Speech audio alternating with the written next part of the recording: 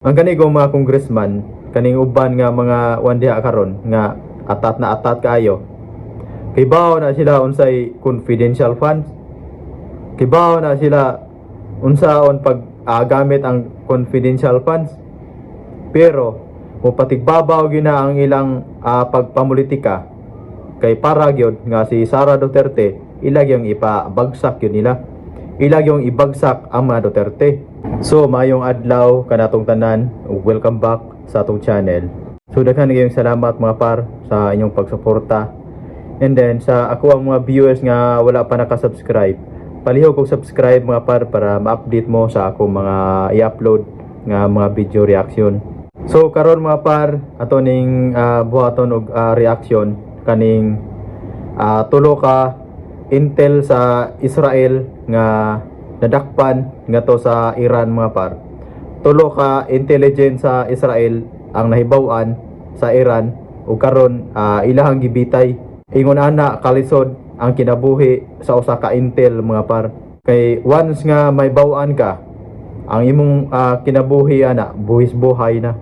So kamo diya kanang mga intel ninyo ayaw intaw na ninyo ipahibaw. So kaning intel sa Israel mga par, posible nga wala ni gipahibaw sa taga Israel. Pero ang Iran naman sa na intel, nag-iyahay ang mga intel sa habig ug habig, pero nahibaw-an man ang intel sa Israel mga par dito nga to sa Iran. So mo na nakapait kung ikaw intel ka. So mo na nahitabo sa kang Sara Duterte karon nga ang iyang mga intel gigamitan niya og mga code. Wala niya gamita ang tinuod nga pangan. Unya ang kanang mga intel ni Sara Duterte mga par, asa man og gikuha si Sara Duterte og gibayad ana. Ang man pud kun imo ra ng thank you ho ng imo mga intel, so siyempre imuha gyud ang bayaran. Unya ingon na raw kanang mga dinagko na. Ang man pud kanang mga intel nga imo ra tagaan dihag 500,000, imo na tagaan dihag usa ka milyon nga buhis buhay man na ang ilang trabaho diya. Mo nang ang kanang mga intel ni Sara Duterte bayaran ginog sakto nga bayad kay dili lalim ang ginabuhi sa usa ka intelligent oy pareha ng intel karon sa Israel nga nahibaw-an nga to sa Iran nga gipangbitay man na.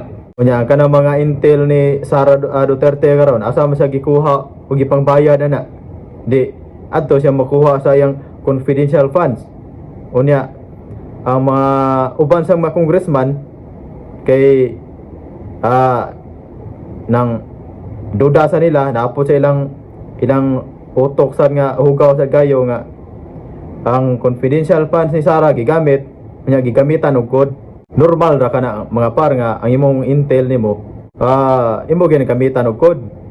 Dili na pwede nga imo nang isangyaw diha nga mo na imong intel. Nya gusto gyud kayo sa mga congressman nga lugiton gyud unya asama na ipahibaw ni Sara Duterte iyang mga intel nga siyempre imuha gyud ang proteksyonan ang mga intel nimo. Ang kanigo mga congressman, kaning uban nga mga wandiha karon nga atat na atat kaayo. Kibaw na sila unsay confidential funds. Kibaw na sila unsaon pag gamit ang confidential funds.